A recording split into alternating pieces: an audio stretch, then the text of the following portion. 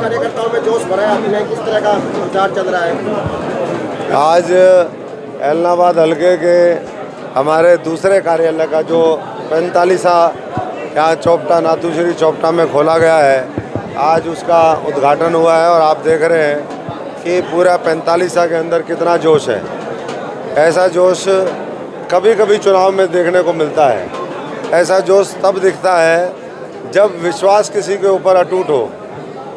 ऐसा जोश तब दिखाई देता है, जज्बा और जुनून, जब लोग देश के अंदर बड़ा काम करना चाहते हो। और मैं समझता हूँ कि आज एलनाबाद चौपटा से लेकर के और सिरसा संसदीय क्षेत्र पूरे हरियाणा और देश ने फैसला कर लिया है कि हमें 400 पार के साथ मोदी जी को लेकर के आना है।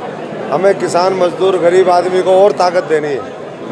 हमारे देश को हम सब ने मिलकर के 140 करोड़ लोगों ने इस देश को अगले 25 वर्ष में विकसित भी बनाना है और 5 वर्ष में इसको दुनिया की सबसे बड़ी आर्थिक महाशक्ति के रूप में देखना है। तो ये जो संकल्प लेकर के लोग चले हैं, मैं समझता हूँ कि उसका निश्चित तौर पर नतीजा होगा। जो फर्स्ट टाइम वोटर हैं, बुज़ुर्ग वोटर हैं, महिलाएं हैं, उनमें बहुत ज़्यादा उत्साह है। और बाकी भी मैं समझता हूँ कि मोदी जी के साथ हैं, कमल खिलाएंगे। 10 साल में जो मजबूत बुनियाद रखी है, उस पर एक भव्य इमारत, जैसे भव्य दिव्य मंदिर बना, वैसे ही भव्य दिव्य इमारत 140 करोड़ लोगों के सपनों की तैयार करके हर व्यक्ति को उसका हक मिले, ये संकल्प लेकर के आगे बढ़े। मोदी की गारंटी का प्रचार किया जा रहा है, किसान यहाँ पर एमएसपी की गारंटी मांग रहे हैं, इस पे आपका क्या कहना है? देखिए, जो बात नेतृत्व ने कभी भी कही है, भारतीय जनता पार्टी ने अपने घोषणा पत्र में रखी है, उसको मैं समझता हूँ कि अक्षर से पालन करने का काम वो सरकार उनकी कोशिश है। और धीरे धीरे देश उस तरफ बढ़ रहा है कि किसानों को कैसे और राहत दी जाए, कैसे उनकी माली हालत और सुधार उसमें हो। आज भी बहुत सी फसलें हैं जिसका एमएसपी दिया हुआ है, कुछ और फसलें हैं जो मैं समझता हूँ कि आने वाले समय में जब तीसरी बार मोदी जी की सरकार बनेगी तो किसानों का आज़ादी के बाद भलाई मोदी जी ने किया है, भारतीय जनता पार्टी ने किया है। लोग 1600 करोड़ रुपए माफ़ करके कहते थे कि हमने जो है किसानों का बस सब कुछ कर दिया जी। यहाँ एक लोकसभा के अंदर 4.5 से 5 हज़ार करोड़ रुपए पिछले 6-7 सालों में दिया है। फसल बीमा योजना मुआवजा राशि के रूप में, किसान सम्मान निधि के रूप में। तो ये अपने आप में मैं समझता हूँ कि ऐतिहासिक है और इसलिए पूरा जन समर्थन आज भारतीय जनता पार्टी के साथ है। भारतीय जनता पार्टी हरियाणा की 10 की 10 लोकसभा सीट जीतेगी। सिरसा एक नया इतिहास बनाने का काम करेगा।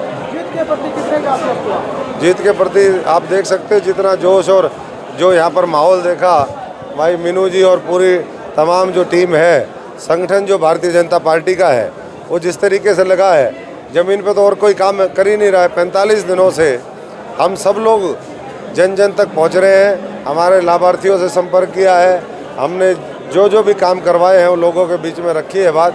और आगे फिर हम क्या करेंगे, कैसे मुफ्त राशन अगले 5 साल मिलेगा, कैसे हमारे देश में रोज़गार बढ़ेगा, कैसे गरीब को और ताकत देने का काम सरकारी योजनाओं के माध्यम से होगा, महिला शक्ति कैसे मजबूत होगी।